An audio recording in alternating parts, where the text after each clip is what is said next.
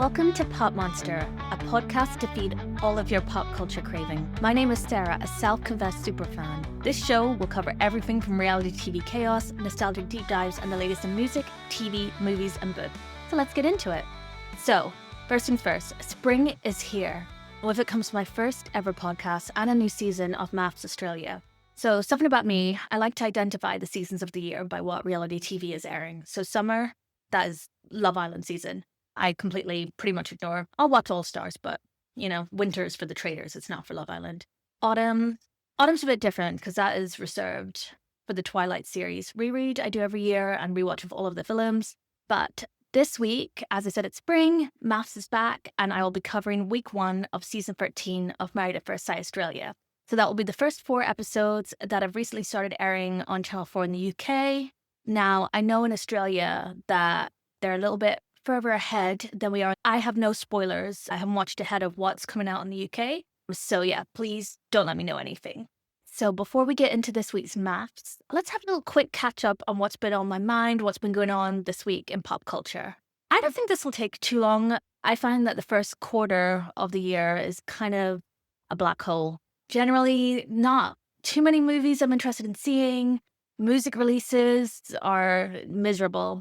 And otherwise, it's a shit show. At the end of this podcast, I'll give you a few of my recommendations of things that I've been really loving this week. But in terms of what's been going on, the biggest headline this week for movies is the Oscars. Now, I am an award show junkie, especially like back in the day of like the 90s, the 2000s, when they were like a lot messier. Oscars is probably one of my least favorite, even though I love films. Just, it tries to be classy. I only really want to watch it if someone's slapping someone. That's why my sweet spot was always the Grammys, the VMAs. Music award shows are kind of my bread and butter. But for the Oscars this year, I was even less invested because I'd seen a lot of the movies. So I have one of those unlimited cinema cards. So I go see like a new movie every week. And I recently went on a flight that was over 30 hours each way. So I've seen 6 out of the 9 Best Picture noms. And there wasn't many that I was really super into. A couple wins that I was really happy to see was Michael B. Jordan's win. Finally, I've loved this man since Friday Night Lights. He's incredible. Sinners was one of the few movies that I really, really loved last year. And then the other one I was really excited for was Amy Madigan for Weapons. I can't hold back any longer. I need to talk about MAFS Australia because whoa, I feel such a dopamine rush when I have like a new season of one of my favorite reality shows. Like I just anticipate it. I have all these like rituals, which is really, it's really dorky. But with MAFS Australia, I make sure like I have to have all my lighting nice, like comfy pajamas. I make sure I have some Australian snacks. So when I was watching these episodes, I got some Tim Tams. And some of those tiny teddies are not that great. Actually, I got both of these things in Costco. But at least they kind of put me in that mindset. And I don't know, there's just nothing like the excitement when like a new season starts. I don't know, I've never done cocaine, but I imagine this is what it feels like. Like it's just, overwhelming. So let me give you a little background on my relationships with MAFS Australia specifically. So I do also watch MAFS UK now that they've adopted the Australian format, which is officially, that is what's missing in the other countries around the world. I tried to watch the US. MAFS Australia they've got it formulated perfectly. I don't know what's in the recipe. I don't know what they're doing, but it's flawless. And there's something about Australian reality stars. Like they just don't make them like that anywhere else. Like these people, they're like thoroughbred horses who are bred to be on reality television. Like for me, I started watching MAFS Australia in season 6. I think I've watched every season since then, or most of them. But I mean, you couldn't pick a better jumping on point. Like with season 6, we have MAFS royalty on that season. Like a lot of seasons, like people will mention the names of people who've been on it. And I can't remember them. Like I can't picture them in my head. But with season 6, like you have Cyril, Martha, Inez, Jules and Cam for like a love story. Jessica, like, wow. I've just been chasing that high ever since. For me, none of the other seasons have been as good as season 6. There's other ones that I absolutely love, but that's always been my favorite. I'd be interested to see what other people's favorite is, although I think that's probably quite a popular opinion. I know season 6 kind of always come quite high in those lists that rank them. I haven't watched the earlier seasons, so I haven't watched anything before season 6. I am thinking I kind of want to do a watch for the first time of those early seasons, and I'd also like to do a rewatch of the ones that I've seen before.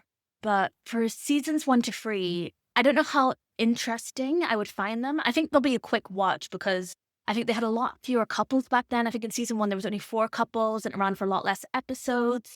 So I think it'd be interesting to see it, those first few seasons, just to see like where the show began and then kind of how it's evolved into what it is now. But something crazy I was reading about those first early seasons was that it was a legal marriage, which I think is insane.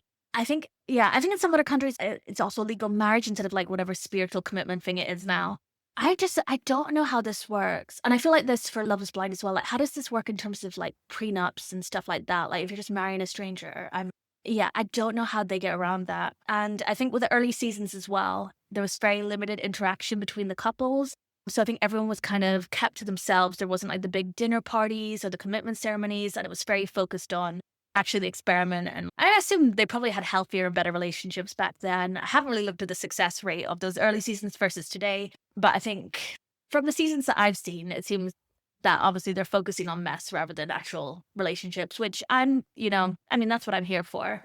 The later seasons, so like season 4 to now, if you haven't seen MAFS, basically they've adopted this Australian format, which makes it like really dramatic. They've added all these different elements like the dinner parties, the commitment ceremonies. They make them do all these like stupid games to make them live in a shared apartment complex where they have to do like these truth boxes and rank people. And the grooms will be asked to rank the other brides in the experiment based on their attractiveness. Like, they ask them to do crazy shit now, which in no way helps deepen their relationships, but is just great for drama. I mean, this is what I'm here for. I'm loving the shift to higher drama. And also, I think having like 10 plus couple is, yeah, I mean, that's good. I feel there's always the people who drop out. It's going to be some people are duds. So I think it makes sure like all your bases are covered, but it does make it hard to kind of learn who everyone is. In terms of MAFS, like I said, I'm not really here for the love. I like that these experts, I'm putting experts in little buddy ears like Chris did. They're just matchy for maximum chaos. I don't know how they give some of this advice with a straight face and pretend that they're genuinely trying to form connections for some of these couples where they're just so mismatched.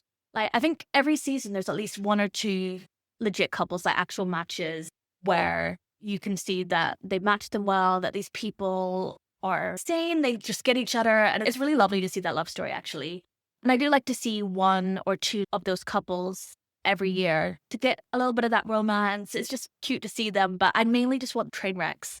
Like, my favorite part, which doesn't sound great, is when someone has an affair on the show. Now, in real life, I'm not advocating for affairs, but if you're on MAFS, like, what are you doing? Like, just hook up with everyone. Just go for it. Like, I just crave that mess. Like, my siren song when I'm going to sleep is women screaming at men. Like, I could just have that in the background. Just, that's my white noise. I love it. This show as well, if you're kind of watching for the first time, it is a commitment. Like Love Island, it's a lot to take on. It's 10 weeks, 40 episodes. So I'd like to do a podcast series covering this whole season, doing 10 episodes, 1 covering each week. And yeah, hopefully you guys like it. I think last thing before I get into the kind of week 1 happenings is to mention the experts. So stuff that we've had for like the past few seasons at least. So we have John Aiken. I think he's been there since the start. I like when he tells off the men, but I don't know. There's something about him that just makes me feel a chill deep inside. There's something very troubling about John. Like, I'm sure he's a lovely man, but I'm getting kind of Hannibal Lecter vibes. I don't know. There's just something a bit off about John. Then we've got Mel. Now, Mel, I'm really sad to hear this. I was reading that she's battling bowel cancer right now. It's really devastating. From what she said, it doesn't look like a great prognosis. But I think Mel is the mum of the show. Like, I think we need to have Mel there. If I had one expert, it would be Mel, just to kind of keep the whole thing grounded. And then there's sexy sexpert Alessandra. I mean, I like to look at her. So, I mean, yeah, fair enough. You go, girl. So, week 1, told you about my MAFS ritual where I make a special event. I like to watch it like an omnibus. So I don't like to watch them 1 episode at a time. I like to wait until the end of the week and then I watch them like an omnibus. I used to do this back in the day as a teen, like watching Hollyoaks when you're hungover on the weekends, just sitting down and just like binging the whole lot of episodes. So I just really love that kind of experience. And I think watching the episodes in that way, I think the issue is there's just so many cliffhangers and they have the most misleading previews of like any show. It's insane. They just bait you so much and you're like, you have to see what happens then. And then you find out it's something like completely innocuous. So fair enough. I mentioned earlier, so each week's 4 episodes. The 4 episodes this week, they fitted it a lot. So they featured the Hens Bucks night, 7 weddings, and we got to see a little bit of the honeymoon. So I must confess, this is my least favorite section of MAFS. I'm not really a big fan of the weddings. I feel like there's a lot of filler and fluff, and I'm not big into weddings anyway. I mean, I like to see how they first interact. I like to see their families and stuff like that, but I get more excited once they kind of know each other and we see what the dynamic is going to be like for each of these couples, and also when they get brought together. That's the meat of this whole franchise to me. So I find the weddings just drag on. Yeah. But anyway, we have to get through this to kind of get to the good bit. Something as well at the start of every season, I skip the coming up. I also do this with Love is Blind because it spoils the whole season. I don't want to see who's paired up. I like to discover things as it happens. I don't want to know everything. I don't know how much I would be spoiled because watching this show, especially this season, really makes me worry that I have face blindness. Because I think even if I watch that preview, I'd be like, I can't tell who's who anyway. It takes me, well, I think after this week, I've got a good idea. But yeah, there's so many of these brunette men who just look identical. It's just, yeah, it's a rough time. Like, I made notes here just to make sure I got everyone's names right, that I haven't mixed anyone up. But it was an absolute nightmare telling these men apart from David and the older gentleman. In terms of the group of men, I was into them. Like, I thought they were pretty attractive. There were several men with large noses. That, for me, I love a big nose. So I was into that. I try not to, I always get like a little, like, I think part of the feel of watching shows, you always get like a little crush. But I know that inevitably they'll end up being like a garbage person. I'll be like, oh, isn't he lovely? And then he's an incel who doesn't wash their balls. Like, I don't know. I know the show will drop at some point. Oh, and I need to warn you, I'm not reasonable. I pretty much 99% of the time, I will take the women's side. I am generally against most of the men in the shows. There's been some real monsters over the year. Not saying that all the women have been angels, but we'll see. We're introduced to a few characters, kind of get a bit more screen time. I'll talk about them more when I get to the weddings and go through each couple one by one. But first up, we see Steven. Now, he refers to himself as a doctor for boats. I had a hard time with doctor for boats because it brought to my mind Dexter. And I know Dexter wasn't a doctor, like a blood splatter analyst or whatever they're called. But he gave me a serial killer vibe. I feel that's unfair because I feel like if I was on the show, I would be Steven. I think he's probably just like quite an awkward guy. Yeah. I think being on camera isn't natural for most people. And I think he's struggling there. Yeah, it was a little iffy. I think the stuff with his mum as well creeps me out. So he's like a real mama's boy. And yeah, he's been single for over a decade. His mom hates him. She's like, oh, I'm so surprised he got picked for the show. He wants a woman who's the female version of his mom. And his mom is just like happy to push him onto another woman. I think she's had enough of Steven. You need to go, Steven. Next, we have David. He's 31. He works in e-commerce, but the big headline is that he is a major rap artist. I don't know how accurate that is when they're saying he's a big rap artist. Maybe I'll do some digging into his numbers. But something else, so he's big into rap. He's big into Jesus, loves the Jesus. He listens to 50 Cent Hustler's Ambition every day, which I love that song. So it's that kind of made me root for David. Also because he's very handsome. But I think everyone needs that kind of pump up song that you listen to every day that gets you into the Matrix. Mine is I Am Not a Woman, I'm a God by Halsey. But he hates swearing, something we learn, which, I don't know, he's a rap artist, but I'm assuming he's doing some kind of Will Smith style rap. Anyways, Grayson. So Grayson is 34, he's a company director. I don't get what the big deal is with Grayson.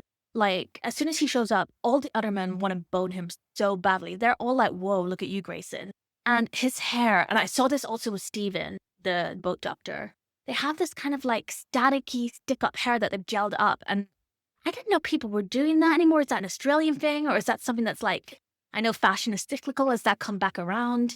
His hair, it was hard for me to get past that, to be honest. And he looks a lot like Wesley from Buffy. So I don't know, maybe that's just, yeah, that was kind of off-putting to me. But we learn in his introduction package that he's friends with Johnny, who was previously on a season of MAFS. That's his best friend. And on that season, Johnny got married to Carrie. They have kids now. It's very successful for them. So, I mean, he's making it sound like he's there for the right reasons, has seen their success and is, ready to do the same thing himself. Now, this one, he is tough. So every season, I feel we have the resident dickhead. I mean, there's a lot of dickheads, but the one who's like really out there with their dickheadery. There's Chris. I wanted to wrap my hands around his neck when he knocked on the bar to get the attention of the barman or barmaid. Like, he's just, ugh. It just really angered me. I hate people who are rude to people, like in hospitality. He's just really full of himself, and I was very worried about who his bride would be, because his whole thing is he hates fake tan, he hates needy people, hates fat people. Yeah, Chris. Let's go to the women. Let's go to the women. The less I think about Chris, the better. So there's Bec, who's 35. She's an account manager. She runs in like a hot mess. I kind of loved it. She's like just rambling. She's rubbing her teeth with her fingers. She's talking about how she needs to piss. She's like holding back the whole production. She's talking about how she hasn't shaved the back of her legs. I mean, I don't think I've ever done that. That thought has never crossed my mind.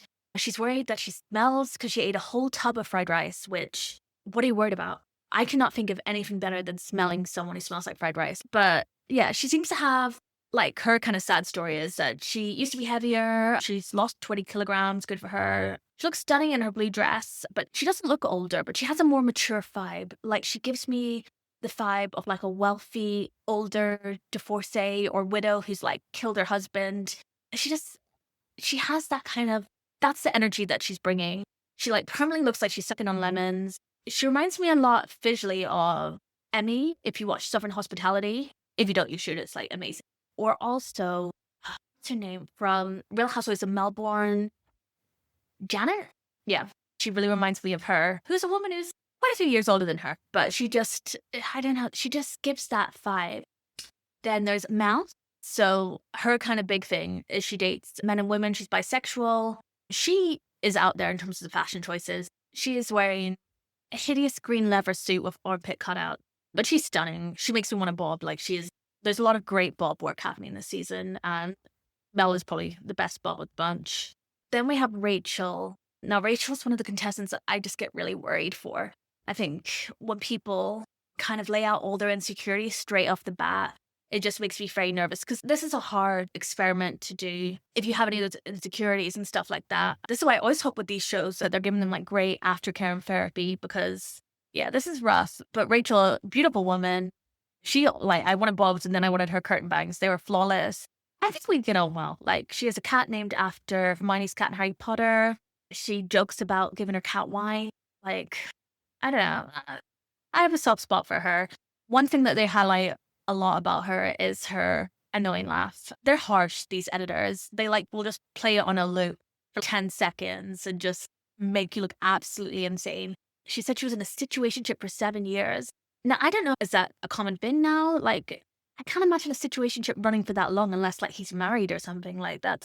Yeah, it's crazy. So, last couple of people are Alissa. So she's 33, a nurse and a social media manager. She describes herself as a high energy bunny. They do a whole section of her talking to herself in the mirror, and she just looks like a sim when they're trying to build up their charisma points. She's just doing a whole thing. But she wants a daddy. That's her thing. She's a pediatric nurse. She has trauma from a 6-year-long past relationship. Yeah, she's bringing drama. She's bringing a lot. She describes herself as a hurricane, like Halsey. And she's absolutely stunning, Alissa, I'll say. I think they compare her to Margot Robbie in this week. I think she looks a lot like Jamie King. If you ever watched Heart of Dixie, Jamie King also used to be Taylor Swift's bestie. I think Taylor is the godmother to one of her kids. And then last but not least, our prize, our crown jewel, Gia, 35, a disability support worker. Yeah, she's lived a life, Gia. She's did Playboy. She lived in LA in her early 20s and went to the Playboy Mansion with Hef. I think they're kind of setting her up to be our villainess of the season. And they're going overtime. They're playing that serial killer music that sounds like music that they play at the end of Saw, when it's like the big reveal. It's insane. But the editors they're honest to God, I'll give them a round of applause. They're taking some risks. She describes how she has beautiful fake tits, and they do a beautiful slow motion segment of her bouncing, glistening titties while she's shaking up some spaghetti in oil. It's beautiful. She's a self-proclaimed man-eater. She's never been broken up with. She seems like she's going to have a lot of friction with the other ladies. So it seems like they're really gearing up for a fight between her and Bec. She calls Bec a weird bitch in her talking head. And she says the energy of that hen's night is boring. And I agree with her. Let's get to the weddings. Let's get there. So first up, very first wedding of the season is Rachel and Steven. Now, this is going to confuse me because there's Rachel and Steven, and then there's also Rebecca and Steve. So I think in my notes, I'm constantly getting them switched around. So I talked to you about Steven, the boat doctor. He's a very close relationship with his mom. But in terms of these two, there's something, let me think about this. I can see why these two were actually matched. I think that they could like kind of take care of each other in a nice way. And even if this isn't like a love match, I think they can help each other kind of develop that confidence. And I think they get a lot out of this experiment, regardless of whether they actually work out or not. But immediately, like, Rachel finds him attractive. She gets her hysterical laughing montage. And then with Steven, I have a hard time reading Steven. So I couldn't tell if he's just very uncomfortable, does not like these cameras, or if he's very uninterested in her. Yeah, it feels tense. There's a whole issue later where he's not complimenting her. And I think women can really sense when things are off, when like the energy is shifted. And Rachel like immediately addresses this, which, I mean, they handle this really maturely. You don't see this on reality TV. But I think they were both very direct and upfront with their issues, especially coming off the back of watching the latest Love is Blind season. I'm like, this is healthy adult behavior. Bravo.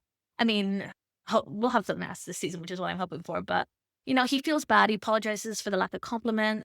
Something that I noticed now, maybe that's just in my head more now with people using AI more and more. But are some people using ChatGPT for vows? Because Steven, to be fair, he does sound a bit robotic at times, I think, especially with the nerves. But his speech and a few of the other speeches I heard of this wedding sound very much like they were generated by AI. He's just so awkward with this whole process. And I think his family, like his siblings, are so friendly and so nice to, I need to make sure I say Rachel. They're so nice to Rachel. I feel like they're overcompensating because they're like, this is our awkward brother. Like, he's more introverted. I completely relate.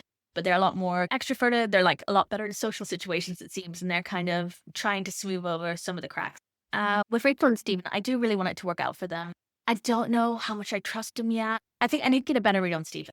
Whether it's awkward behavior or whether he's just really not interested in her. But wedding went pretty well besides that hiccup with the compliments. And they're heading on their honeymoon. So they're going to Mudgee, where they can drink wine and sit under the stars. So something that I've done is I've looked up all the different honeymoon locations and I've looked at the price per night for these different places to see, because I mean, God has favorites and so does production. From what I've seen, like pretty much all of them, the most common price per night is like £250 to £300 per night. But there's some that go way above that. So I'm like, I don't know if I'm reading into it, but I'm like, oh, production are investing in this couple. Like they feel something. But Rachel and Steven, their place looked very nice. It was £296 per night. And, you know, it looks like a very nice place. Steven, this is, I don't know. Maybe I find it hard to watch Steven. I see a lot of myself in Steven, but it's not really the height of romance with them. I'm getting really strong friend vibes. It doesn't help that Steven's shitting himself and having some IBS nightmare, which I get it. It looks beautiful there though, but he's shitting himself in their small room. It's rough. Things do take a little bit of a turn for the worse when they're being playful and they're like kind of flirting. And Rachel is a big fan of watching football. And he kind of, I don't know, he pisses me off because he says, oh, he doesn't see that often in females, which I was like, And he's kind of making jokes like, oh, if she goes crazy and turns into a football hooligan.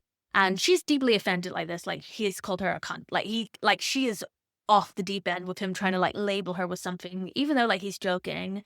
And then she kind of, in her talking head, Rachel, again, more therapy is needed. But I think it was really relatable what she was saying about trying to moderate herself so she doesn't annoy people and try to make herself feel smaller. And I get that. Like, I think women in particular, like we try to adapt. We always kind of feel the need to be light or to be pleasant, not to be too much or overwhelm people. And I think that can be very hard when you feel like you're holding a lot of yourself back. So I feel for Rachel.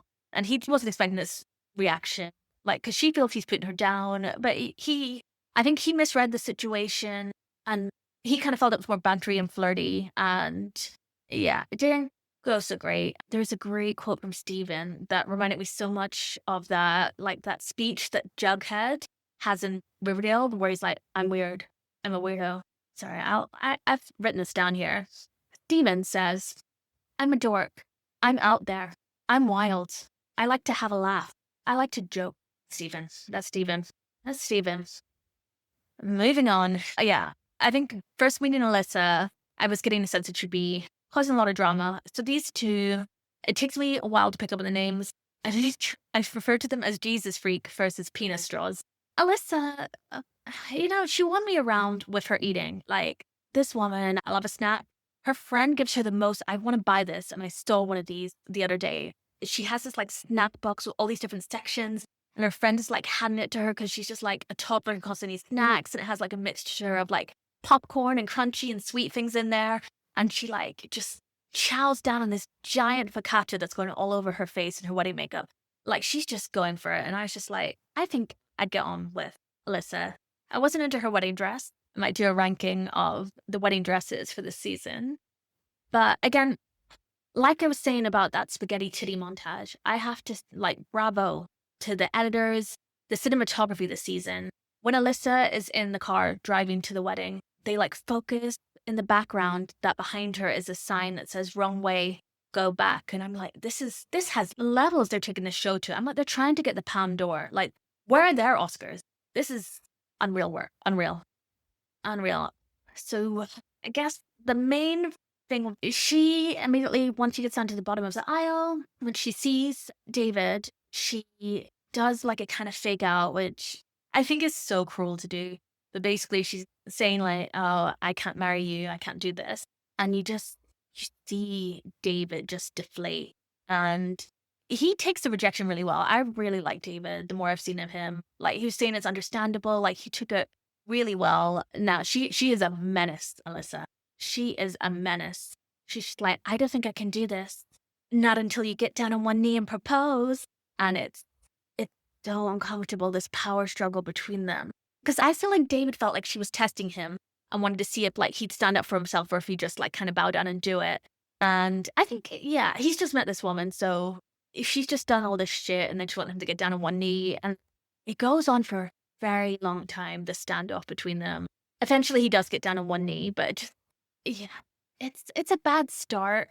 I love seeing the reaction of the friends in the crowd. So David's got his ginger and blonde female friends, and they're staring daggers at Alissa. They're ready to kill her. And this is a season of friends with great ginger hair. We see David's friend here, Jasmine, flawless. And then we see it later with, I think, Gia's friend is a redhead, and some beautiful redheads this season. But there's something that I see every season. Now, I'm not saying that men and women can't be platonic friends, but I think on MAFS, men are definitely inviting women to the wedding who they've slept with. I feel like David has definitely slept with that ginger friend. Like, I don't know. I see this multiple times in the show. I picked up on a vibe there. But Alyssa's someone who I think she's probably quite a grounded, quite a nice person. I feel she was putting on this pretense, that whole kind of, I don't know if a producer got to her, but that whole standoff at the end of the aisle. From kind of what we see from Alissa in the rest of the wedding ceremony and of the honeymoon is that she does seem like she's not dramatic. I thought she was going to be a real headache, but she was great. She apologizes for putting him on the spot. They find out that they're both Christians, which is, David loves Jesus. And most impressively, she does the worm in her wedding dress. Like, she launches into it. So on their honeymoon, I'm like immediately hit by their chemistry. Alissa and David, I really feel like them two could work out. They didn't have sex, but they're getting on really well. For their honeymoon, they're at Mount Bobo in Victoria. It's got snow-capped peaks, and they're staying at the Breathtaker Hotel and Spa. Spa really comes into play in a second. I looked up the price here. This is really nice, this resort too. Generally, all these places, apart from one or two, like, don't look like shitholes. Like, they look good. This place was £248 a night, and I apologize if I'm saying any of the names of these Australian places wrong. But yeah, they have a good time. They're doing some kind of surfing with snowshoes. I don't know. I'm not a winter sports girly. They have like a sexy spa day. His body looks great. And then, this was rough. They really zoomed in on this as well. He takes a terrible fall inside the steam room. It is the deepest gash and it looks absolutely horrific. And then Alissa, her nurse training comes in and she's just snaps into action, like faster than she snapped into that worm. Like she's pouring alcohol in it.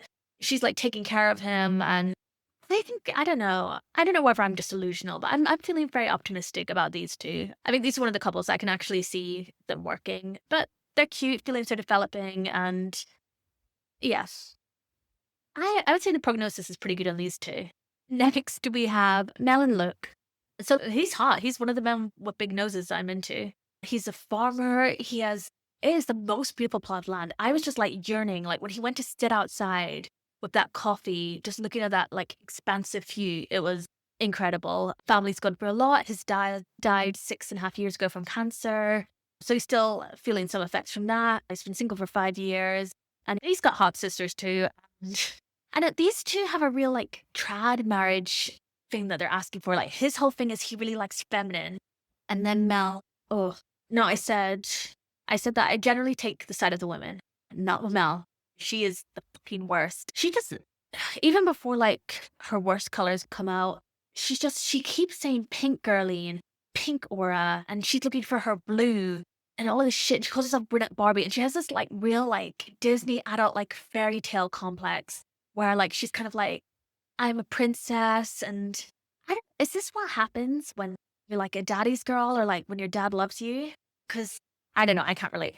But she's very traditional. She wants a handy, rugged, masculine vibe from a man, which I would say Luke fits that. She's also been single for 5 years. But basically, there's a lot of talk of she basically wants a rom-com. She's got very strong ideas in her head straight off the bat of what she wants from this experiment, exactly who she wants to meet. She's expecting that kind of instant love, and here comes Luke. Before we got to the wedding, I thought these two were going to be a perfect match, and I was so fucking wrong. So wrong. Yeah. So there's some drama with Luke forgetting the rings. I didn't the way he talked to the producer lady. They threw back some footage to show that she did tell him about the rings and he forgot them. So him and his two hot sisters have to run back to the house. We have a little fun scamper to go pick up those rings, and then his sisters are saying how he brought coconut oil over the wedding ring for the wedding. I don't understand. What's the thing with the coconut oil? Is that a hair thing? Anyway, these producers, as much as I've come to dislike Mel, these producers are actually evil. It was reminding me of Unreal, if you've ever seen that show. It's really, really good, but it's a drama where they show what it's like behind the scenes in like kind of dramatized way, where basically the way that these producers manipulate and treat these contestants in these reality shows. I think it was created by someone who had worked on The Bachelor and Bachelorette, but I just felt this was horrible for Mel. So he's ran back. So he's running late. He's gone back to get those rings. Production doesn't hold her back. They make her walk down an empty aisle where she's just like, you can just feel how uncomfortable she is. And this already kind of shattered the high expectations and the dream that she was hoping for. I think it was evil that they let her walk down that empty aisle.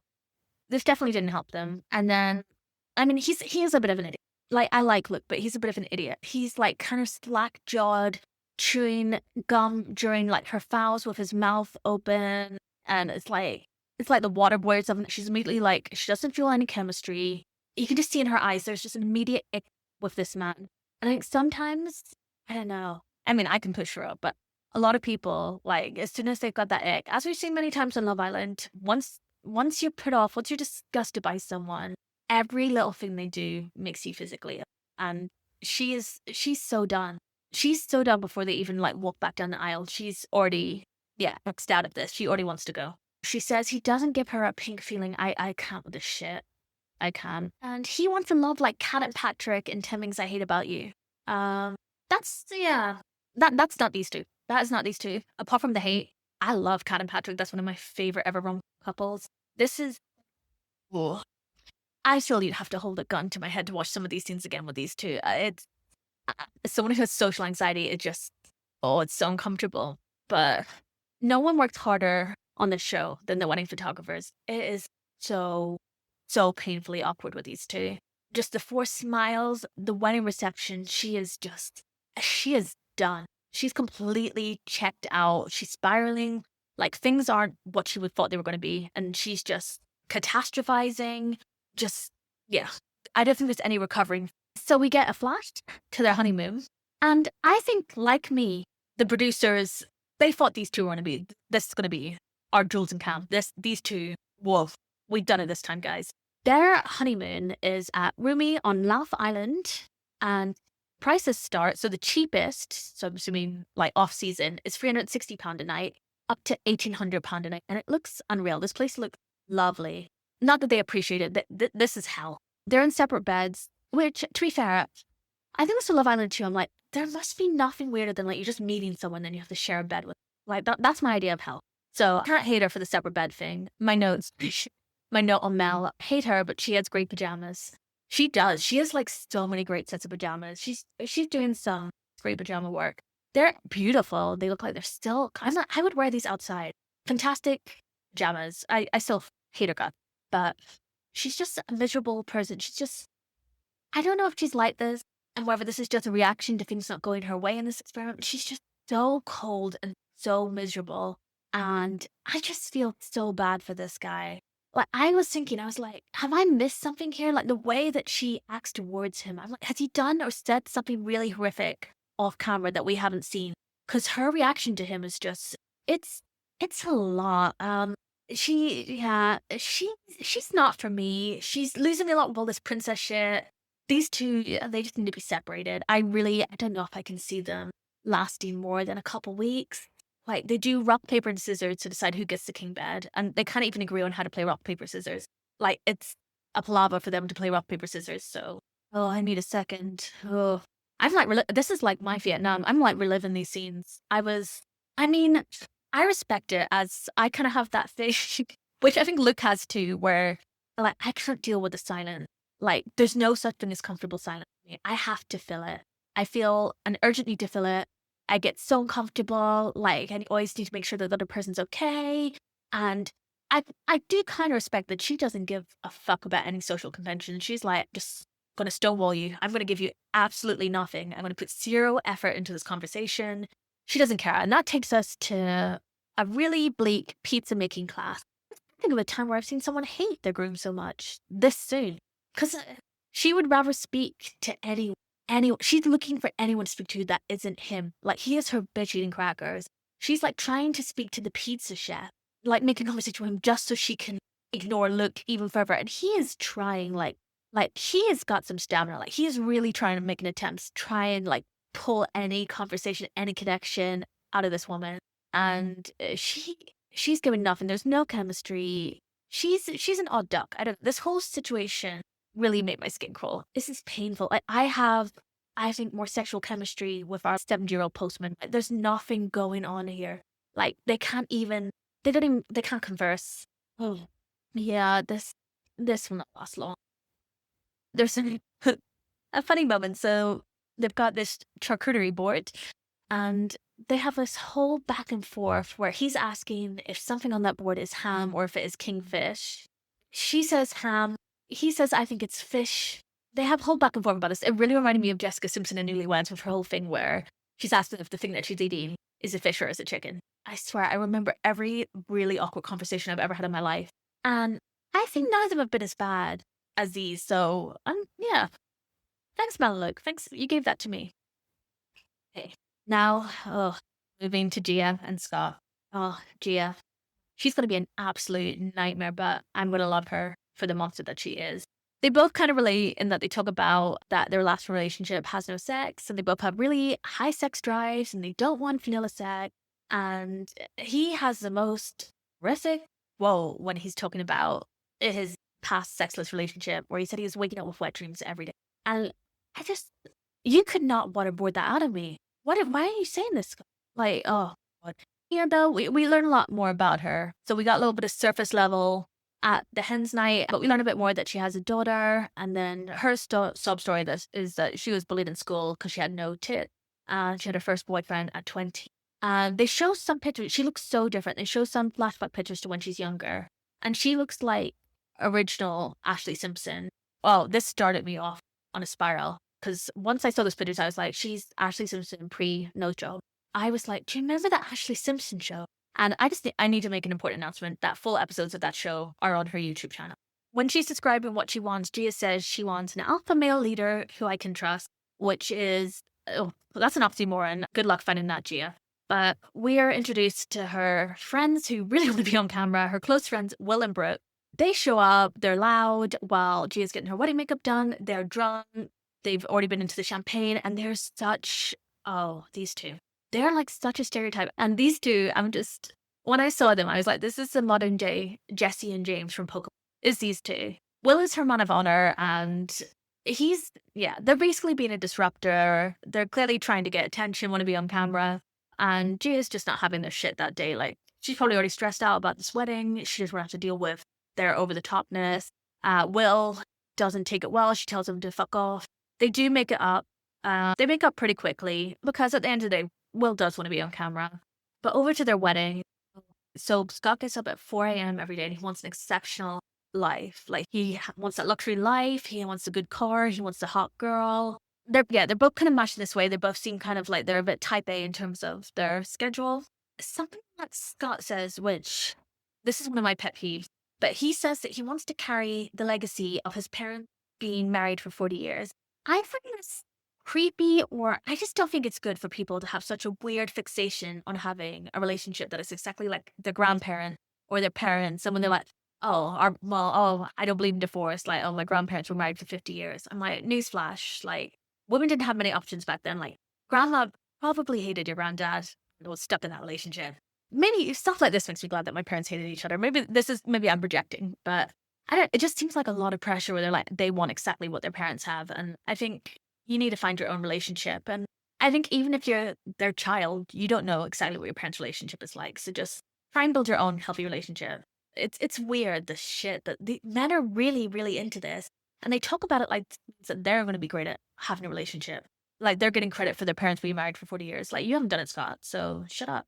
Anyway, they have a beach wedding. This is moment number 2 when these producers are trying to fuck with these brides. So after what they did to Mel, they have a beach wedding, which it looks beautiful, but this woman has no idea. She's wearing heels. She has to get like carried down. Like, it's a mess. It's beautiful though. His friends don't take well to her like swearing because basically she can't wear heels in the sand. She's getting like a lot of rolling eyes and death glares from one of his friends, Paige. This is another case, definitely. He's shagged Paige. She's swearing up a storm, and then the friends are really worried because he doesn't like women who swear.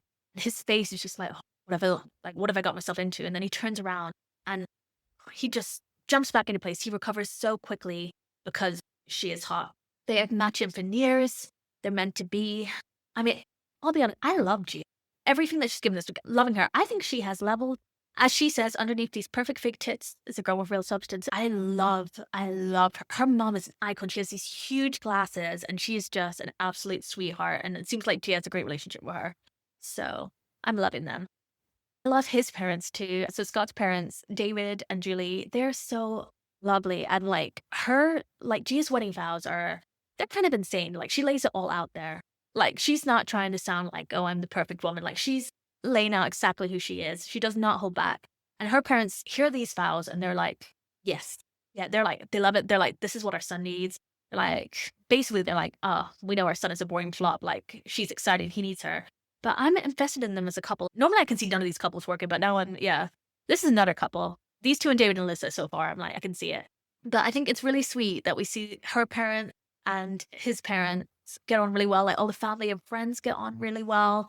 Like, it's really, if I had to be at one of the wedding receptions, like that one, that looked like that was a good group. Then we have Uncle John. So Gia's Uncle John, he has 2 earrings in his ear. He reminds me so much of Charlie's uncle Jack, the bird lawyer in It's Always Sunny in Philadelphia. But he's, bless him, like this uncle, his intentions weren't bad, but Scott's parents ask him basically what Gia does for work. So she mentioned that she had a disability support nurse or something like that. And he calls her a house mom. So yeah, I'm not really sure what the career is, but they said she's a house mom, like, oh, she's got a daughter. And something that Gia said that she didn't want anyone to share was that she had a daughter. She wanted to be the one to talk to Scott about that. Fair enough. She didn't want anyone like announcing that. She wanted to break it in her own time. And so Gia gets really, really upset when she realizes that Uncle John let the cat out of the bag, so she has to pull Scott aside and love this couple. Like, he takes the news so well. Like, he's like happy, like, loves his nephews and nieces, like, so excited that she has a kid. He's happy to be a stepdad. Like, it doesn't phase him. Oh, these two. All right. On to the honeymoon. These two, yeah, they're kind of in that sweet spot, £250 to £300 per night for their honeymoon hotel. The honeymoon is at the Ardo Hotel in Townsville. And these two, honest to God, I've never seen. Oh, I know this couple wants to fuck. Like, they are tapped out. They cannot keep their hands on each other. They go to the gym. My queen Gia, she has her hair down and a full face of makeup session. She's like bending. He's an ass man. It's there's just a lot of sexual tension here. And Gia mentions that she hasn't been intimate in the past 2 years. So she's not in a rush. She doesn't want to kind of fizzle out too soon. And something I'm fascinated with the clothes that she wears. She loves like a cutout. Like, she's wearing in these scenes, she's wearing a dress that is like very modest. It's like a Mormon, like she's completely covered up. But then she has like in the middle of her chest this giant boob keyhole peekaboo where you can see her, as she calls them, beautiful fig tit. It's she had layers, layers. Oh, G is playing chess while the rest of us are playing checkers. Yes, she made me happy. She gave me hope. I was like, this is kind of, there's a lot that I'm already so excited for next week. Next up, we have our fried rice diva, Beth, who's 35, and Danny, who's 34. He's the guy who describes himself as overdressed and undereducated. Now, Danny was another one of my big-nosed gentlemen who I was very attracted to at first. Unlike most men, that went rapidly downhill the more he spoke. So for Bec, yeah, we see her family's house. We see her family, yeah. They have money. That's a nice house. But I have to do like segue here. So they do the scene where she tells her family that she's doing Married at First Sight. Now, I feel like they've really cut back on this. Unless I like blacked out some of the other ones, but I feel like this was the first instance where they showed the actual scene of them revealing that they're going to do this experiment to their family. But in this scene, so sorry, this is my segue. Across reality TV, they do such incredible charcuterie board work. But I implore you to go back and check out the world's saddest charcuterie board. I've shared a picture of this on my Instagram. I'm so upset by it. It's sad. Like, this was just thrown together. It's on a Lazy Susan, which I like things that spin, so that was cool. But it's just like, the berries look okay, but it's just like chopped cucumber that was like, it was cut with someone's teeth, like barely any cheese, crap. It's sad. And her family have money. She calls a bird a bastard. This might be unpopular, but I'm with her. I too have been victimized by birds. She's been engaged previously, but she broke it off as it is not her person. And yeah, I think I've covered it quite a bit on Bec because she was quite heavily featured during the Hens Night. But she has a sad Eeyore energy. But she has like a few little disasters, a few hiccups on the day, her wedding dress rip. I really wonder how far in advance they get her outfit because she is really struggling. She's struggling in that dress. So to get to the altar, she has to walk downstairs in front of everyone. I felt for her here because that's my worst nightmare, is to walk downstairs at a wedding. Like, she is wobbling down the stairs. Ugh. She seems to find it difficult to speak. Now, I don't know whether this is like she's got some new veneers in. Maybe she's got some lip filler. She just seems to talk a lot out of the side of her mouth, and she is constantly licking her teeth. And it's just, I don't know. For their vows, she writes a whole poem, and he likes it, not for me. But I couldn't even focus on this poem. I was so like fixated on her mouth. I hope that mystery gets resolved. What's going on there? Let's get back to Danny. So he's British. He can't remember Oscar Wilde's name, however, and his IG handle is Danny Geezer. So we also get footage of him telling his parents online that he's getting married. And they start this shit again, where he's talking about, his parents have been married for 42 years. Grandparents have been together for like 60 years. I'll say it again, I'm glad my parents hate each other. Get over it. He's talking about how he's kind of like a traditional, kind of like he has some gentlemanly qualities where he like pays for women and opens the doors for them. But they give, sorry, this is bizarre. So his best man, Will, is a Magic Mike impersonator for Hindus.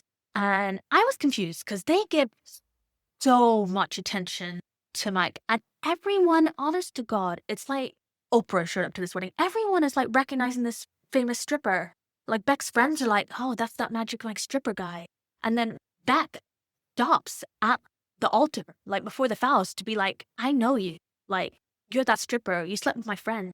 You didn't call her. Like, this guy, like, they were giving him a lot of attention. I was like, did they want to bring him back for a future season, or they'll get him to get married later this season?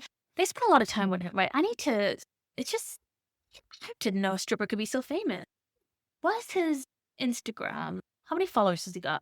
Magic Mike Australia. Holy shit. He has 3 million followers. Oh, wow. What does Malala have? This guy has 3 million. Malala has 4 million followers. They should not be that close together. I don't know what's going on. Society is going to hell in a handbasket. I need to move on from him. Now, he says he's from a strong love background. So he's talking about his parents and grandparents' marriage again. Okay. I'm like, people can have, this is my soapbox.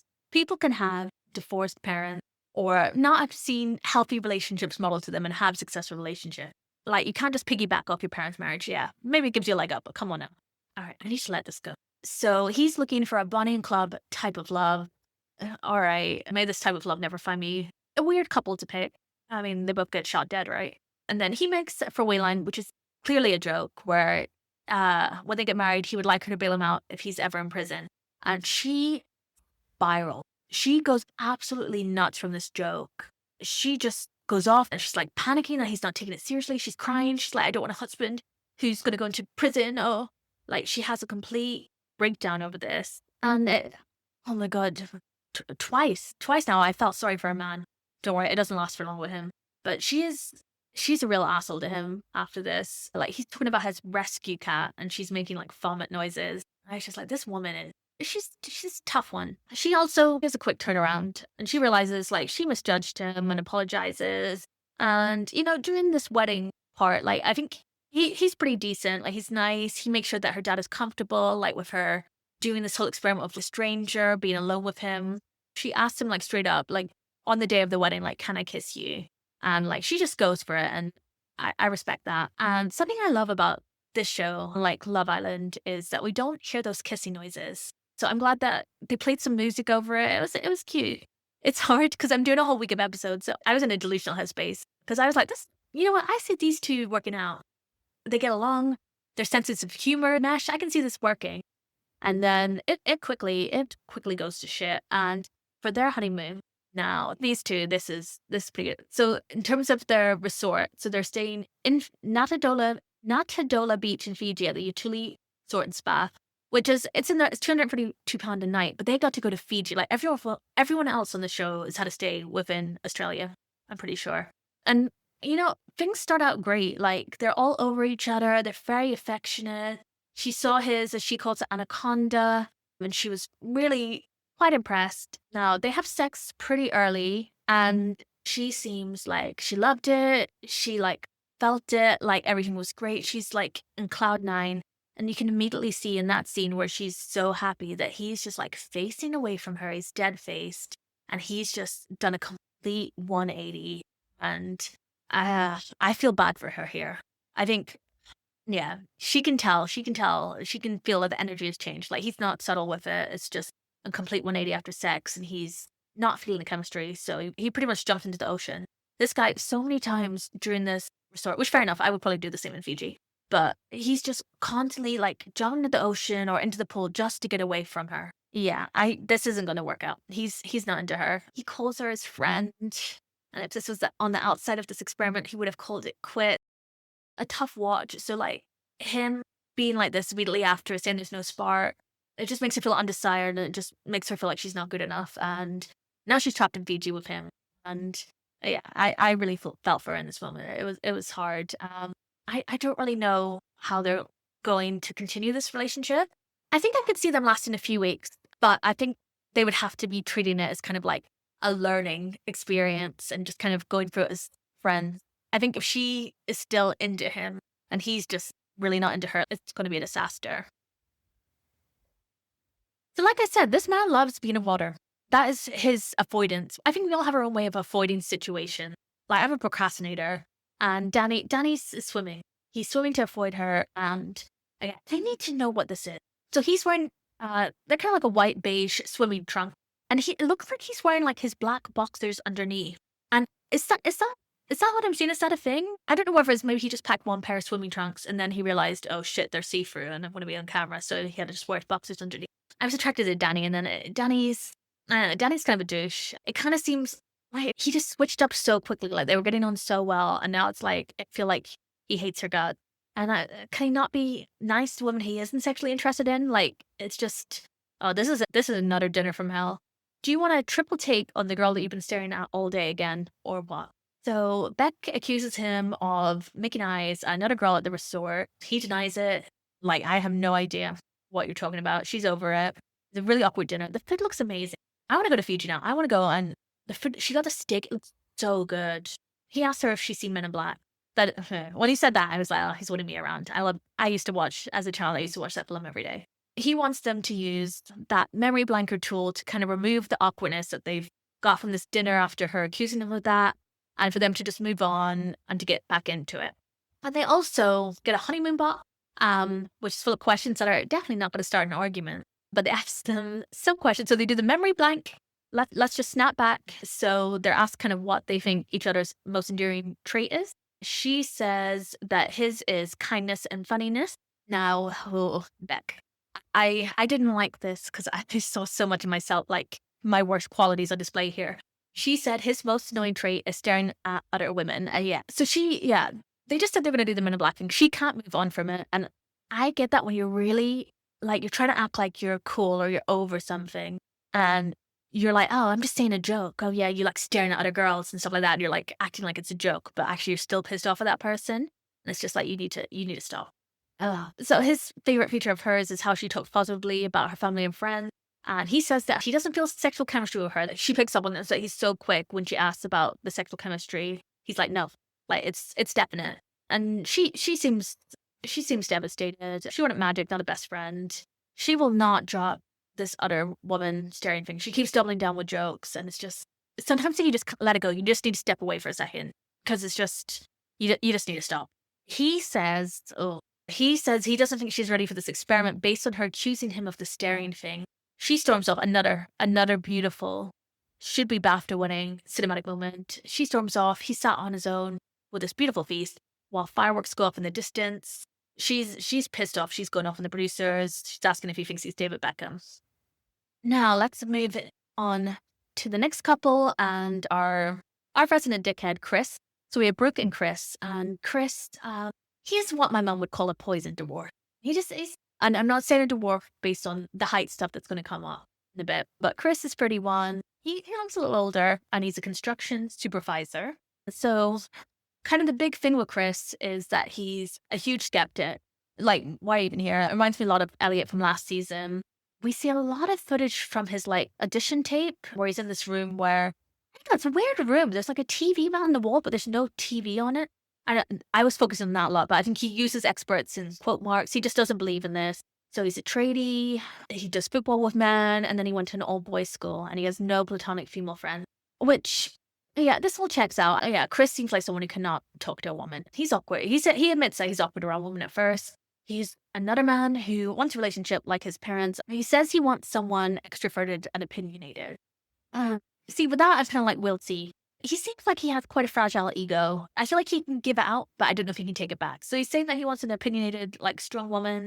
Let's see. They make this whole big scene out of his height. So he's saying 6 foot. The producer's like, bullshit. He takes additional footage of himself measuring himself. And this guy he's acted a mess. He's been a fool so far. He's been rude to the experts. He's like this. Basically, he shits all over the show. He's like, the success rate is 0.005% or something. Which, I mean, Chris, you know what? You're not wrong, but he is acting bad, and they match him up with a goddess. So they match him up with Brooke, who's 27. She says she has very thick skin from modeling and has a very bad track record with relationships. So she says that she's been cheated on, she reckons, by her partners 80% of the time. Once cheated on with an escort, once through Facebook, once abroad, and she's 5 foot. I was annoyed that they gave this guy a model. Now their wedding, I'm just going to skip to the wedding for them. This looked like hell. This was an outdoor wedding, but it is pissing it down with rain. Everyone is holding an umbrella as it's raining outside. Chris, this piece of shit. So we had another one of these scenes where her bridesmaid walked down the aisle. He mistakenly mistook her for the bride. He realized quickly that was the bridesmaid, not the bride, and he says phew, because she isn't his type. And he's a piece of shit. He's a piece of shit. She seems lovely. She's beautiful, but with her heels on, and possibly without, she is definitely taller with him. And he's trying to act like he's cool with it. He's unbothered by it. I don't think he can handle being with a taller woman. He's so insecure about this. He has a very fragile ego. And, she's a smart girl. She clocks him immediately as being an asshole. And he is awkward. Like during his vows, they're not good vows. And he doesn't look up at her once during these vows. To be fair, she also has terrible vows. I feel sometimes in relationships, like, or when we first start dating, we feel like we need to like trauma dump and bring up everything bad that's happened in past relationship. And I'm like, you don't need to maybe introduce that. Maybe even maybe discuss this at some point down the line, but I don't think you need to immediately out the gate. You need to be bringing in all your negative relationship past shit you've been through into this one. Like, in her files, she's talking about how she's had a hard time with dating and how she's been cheated on. Like, I'm like, we don't need this in your file. She doesn't want to kiss him. Fair enough. He's showed himself to be an asshole during the ceremony. In the small amount of time she spent with him, she can see that. So she won't kiss him, which I feel like a lot of the couples, like, I feel there's definitely like quite a few who won't even do a peck on the lips, they'll just do a peck on the cheek or whatever. Like, it's a stranger. But he's being a little bitch because basically she just wants a kiss on the cheek. And his friends are also disgusting. They have a real issue and such an entitlement with him not getting that kiss on the lips. It's like she's taking the piss and he is pretending that he's completely chill with this, but he is not taking it well that she didn't want to kiss him. And I think he knows, like, this woman is so far out of his league. Like, he acts so, like, he still has it all together, but I think he's compensating. In terms of the wedding day, her initial assessment, in terms of what she likes about him, is she loves his parents. And I agree, I love them too. They seem a lot better than the flop son. They slept in separate rooms that first night. Now, these two, they gave the guy a model, but they were like, we'll give you the model, but we're not giving you a fucking good honeymoon. They are at the Hunter Valley Lane Retreat. So this is by far the cheapest place, £111 a night. And he is a whiny little bitch. She calls him a diva. But I feel this is maybe trauma bonding. I feel being in such a shit place. Sorry, I apologize. I would happily stay there. I just, in comparison to the other places. I mean, like, I would go. There's kangaroos in the vineyard. That's crazy. But yeah, I think that's kind of like a bonding experience. Like, they're like, we've been through something together. And I think it brought them closer together. Like, they're having fun. Actually, oh God, I think I like their banter. I can maybe see them together. I don't know if he's ready. He needs to work on himself because I feel like he's someone who would self-sabotage. And like Bec and Danny, they're also given the special delivery of a honeymoon bath. So he's happy with it. Well, like, what has he got to be unhappy about? This woman is incredible. But he thinks experts deliver more things than not. He thinks she's beautiful and likes her personality, and he's happy. There's still no kisses between them, but yeah, well, she's like, he has to work for it, and fair enough, like, I get it. But he's saying he normally doesn't take time to build a connection and likes to go slow. They're asked about what their red flags are. Her red flag for her is someone that is unfaithful. She can't keep bringing this up at every opportunity. His red flag, piece of shit, he said, is someone who's over the top with fake tan. So this is a quote from him. If I turn around and see a short, overweight blonde girl with fake tan or just kicked on little pink cheeks, and then, I'm going to guess he says, and then the fucking orange hands, I'm gone. So she's saying, like, I'm wearing fake tan. But he says it's a minor issue and they both laugh. And I don't know what's going on with me, but I was enamored with it. It was cute. Okay, I'm down to our final wedding of the week, which is our more mature couple, which is Rebecca and Steve. Not Rachel and Steven. Rebecca and Steve. So we have Rebecca, she's 51 and leasing manager. She is a beautiful lady. She's very much a career woman, but very lonely. And she's a recent empty nester because her son, Austin, left a few months ago. Now, her son, I must say, he's an absolute doll. He is so sweet. Like, because this guy, he's like, kind of like 19, but he's just loves his mom so much. Like, he's such a solid base for her. Like, I was worried, I was like, was he a bit parentified? Like, he really does take care of her, but I think, yeah, it seems like they have a really good relationship. And he's just an absolute sweetheart. She talks about kind of the relationship she had with his dad. So they broke up when her son was 2.5. And it sounds kind of like basically she hasn't been in any like major committed relationship since then. So I am such an emotional person. Like, I cry. I've cried at red adverts. But with MAFS, like, I don't cry for these people. But twice during this section, with Rebecca and Steve, I cried. I mean, so her mom's there, but her father he can't make it to the wedding. He's in poor health. and he leaves her this letter, and it's beautiful. It's really sweet. That got me. Oh, I guess I better get to Steve. So Steve is 50. He's got 4 daughters. Steve is hot. He's kind of low key the hottest of the guys, actually. I like his scarf, and he's a creative director. He sets up venues, and he wants a foodie with a sense of humor. Now with Steve, I don't know whether this is a hospitality thing. Maybe I'm stereotyping this guy. I have a feeling that Steve dates younger women. He seems like the kind of older man who doesn't date women his own age. I hope I'm wrong about this, because I really want this for Rebecca. I really want her to have a great relationship. But regardless, Steve is hot. He reminds me of Andy Garcia. This wedding, they kept calling it the most magical wedding. It looked fine, but the wedding officiant is wearing like one of those flashers coats, like a trench coat. It's wild. It's actually, yeah, this wedding is super cute. They're just very cute, and they're holding hands at the altar. And yeah, his vows are really lovely, and I loved his sister too. She's fun. She's fun. I liked her. And Rebecca's speech, oh, this got me. I was crying. Like, she's been through some shit, and I just want the world for this woman. And she looks so adorable with her glasses on. She looks incredible. And he even likes her laugh. So if he likes that laugh, maybe this could work. Maybe this could work. I'm not 100% there on trusting Steve, but I'll give him the benefit of the doubt. The producers, again, were like, fuck these old people. They got a cheap ass honeymoon. They are at Daydream Island with Sundays where they can do paddle boarding, and it's £157 a night. And that pretty much takes us to the end of this week of MAFS. Oh my God, this episode has gone on for much longer. For my first episode, I was like aiming to last like 30, 40 minutes of recording, and coming up to 2 hours. I'm going to have to edit like crazy for this. But that takes us to the end of week 1. So before I go, I have a few recommendations of some things I've been loving lately that I definitely think you should check out. So one of these is House of Fill-Ins, which is now on season 3.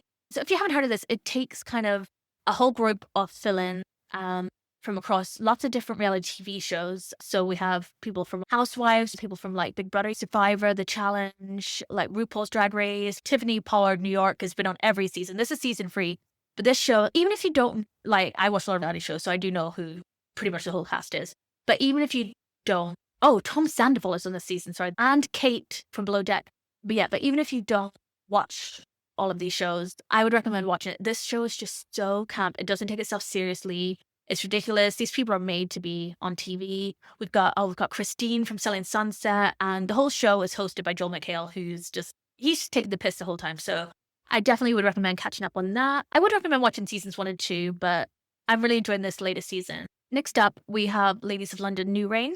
So I did watch the original Ladies of London back in the day with Caroline Stanbury, and we're quite a few episodes into this new version. And if you're wanting to know whether it's worth watching this kind of reboot, 100%. Like, run, don't walk. This is insanely good.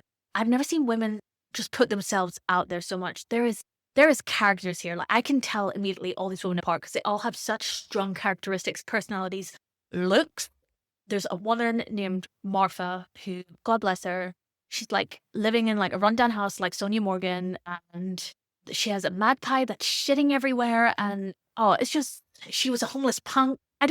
There's so much going on. I recommend it. Something I was curious about, I've been looking at what's new in Hey You, and they've recently dumped like all the seasons of all the franchises of Love and Hip Hop on there, which seems like a huge time investment, but I have no life. So yeah, let me know, is it worth watching Love and Hip Hop? Do I need to watch from the beginning, or should I just focus on specific franchises? Do I need to watch all of them? Is there certain seasons that are the best? Let me know. So hopefully you guys like this first episode. Thank you so much for listening. And if you like what you heard here, please subscribe for future MAFS episodes. I'm also planning to do like a bunch of other cool stuff, like doing deep dives in artist discographies, doing chats about movies I'm enjoying, books, pop culture deep dives on like nostalgic things like old CW shows, and lots of different stuff I have ideas for. So please subscribe for that. And you can also find me on Instagram at PopMonsterPod. And you can find me on both Apple Music and Spotify at Pop. And if you have any ideas for things you'd like me to cover in future episodes, please feel free to DM me on Instagram. And again, thank you guys so much, and have a wonderful rest of your day.